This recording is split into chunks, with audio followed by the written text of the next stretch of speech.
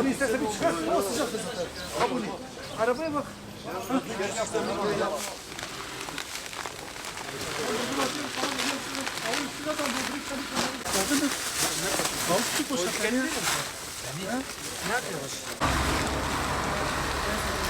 Şimdi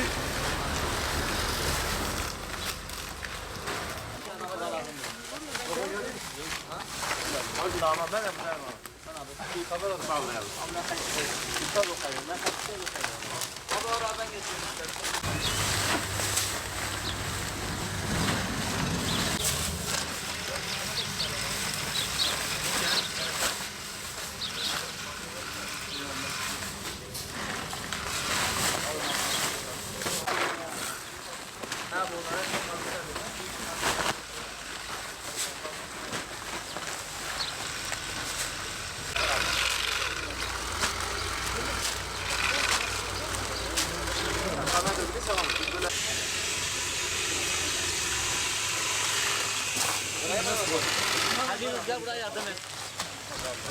Gel buraya yardım et.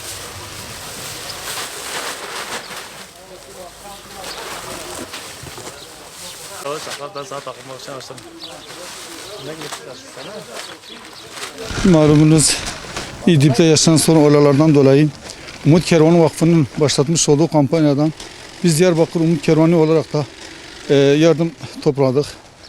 Topladığımız yardımlar gıda paketleridir, battaniyedir, hijyenik temizlik eşyaları. Ondan sonra bir mont kampanyasından 2 lira yakın bir topladığımız eşyalar vardır. İnşallah 30 Ocak'ta burada yükleyip Allah'ın izniyle gereken yere ulaştıracağız. Bu konuda bize yardımcı olan hayırseverlere de teşekkürlerimizi sunuyoruz.